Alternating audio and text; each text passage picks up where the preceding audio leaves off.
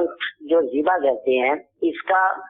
3 جگہوں پہ جب چھری چلاتے ہیں وہ، لیکن قربانی ہمارے وہ کسائی نے کی اس طرح، اس نے ایک ہی مرتبہ ایک ہی جگہ جیسے ایک ذبح کیا تو 3 جگہ اس نے چھری نہیں چلائی، تو اس کا کہ وہ قربانی وہ اس طرح جائز ہے؟ اونٹ کو قربانی کے حوالے سے کس طرح ذبح کیا جائے، کیونکہ مروجہ جو نظام ہے بعض جگہ 3 جگہ سے کاٹتے ہیں، کوئی ایک جگہ سے کاٹتا ہے، جو شرعی طریقہ ہے وہ بیان کریں۔ لیکن شرعی اعتبار سے اونٹ کو نہر کرنا سنت ہے، اور اس کے علاوہ جو ہے وہ بکرا بیل وغیرہ کو ذبح کرنا یہ سنت ہے۔ نہر یہ ہوتا ہے کہ کھڑا اونٹ ہوتا ہے اور اس کو جو ہے وہ چاقو جو ہے وہ گھوپ دیا جاتا ہے ایک ہی مقام پر، جس سے اس کا خون جو ہے وہ سارا نکلتا ہے۔ نبی کریم صلی اللہ علیہ وسلم سے یہی طریقہ جو ہے وہ ثابت ہے اور یہ سنت ہے اور افضل بھی یہی ہے۔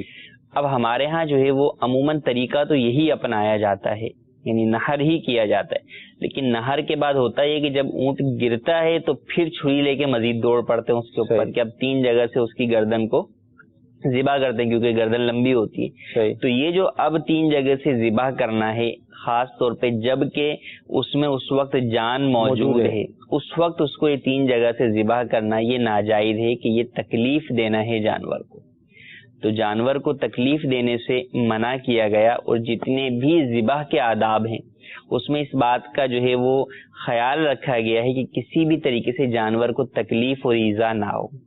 اب کہیں گے کہ تکلیف تو جناب جو ہے اس کو ذبح کرنے سے بھی ہوئی ہے، تو وہ ایک شرعی حکم کے تحت جو ہے اس کے اوپر عمل کیا گیا ہے، لیکن اس کے علاوہ اضافی تکلیف دینا اس سے منع کیا گیا ہے، اس کی شرعاً اجازت نہیں ہے۔ جیسے گردن موڑ دیتے ہیں، یا جو ہے وہ ذبح کی جو رگیں کٹ گئیں اس کے بعد چھری جو ہے وہ اندر جو ہے وہ گھونپتے ہیں، تو یہ سارا چیزیں کرنا، یا بعد میں اس طرح ذبح کرنا، یا بھی وہ ٹھنڈی نہیں ہوئی کھال اتارنا شروع کر دینا، تو یہ چیزیں جو ہے وہ ناجائز ہیں کہ جب اس میں جان موجود ہے تو اب اس کو وہ آپ کی چھری یا جو بھی آپ کر رہے ہیں وہ چیزیں تکلیف دہ ہوں گی۔ اسی طریقے سے اس میں جان موجود ہے تو اس کو جو ہے اس کا رخ جو ہے وہ گھمانا پتھروں کے اوپر، تو یہ ساری چیزیں جو ہے وہ ان سے بچنا بے حد ضروری ہے۔ اور جانور کے بارے میں تو یہ کہا گیا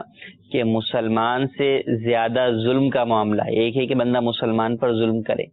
دوسرا یہ کہ کافر پر ظلم کرے، اور تیسرا یہ کہ جانور بے زبان کے اوپر جو ہے وہ ظلم کرے، تو یہ زیادہ سخت ہے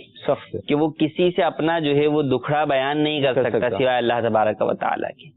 تو اس لیے جانور پر عام دنوں میں بھی ہمیں ہر ایک پر ہی ظلم کرنے سے بچنا چاہیے، اور خاص طور پر جانوروں پر۔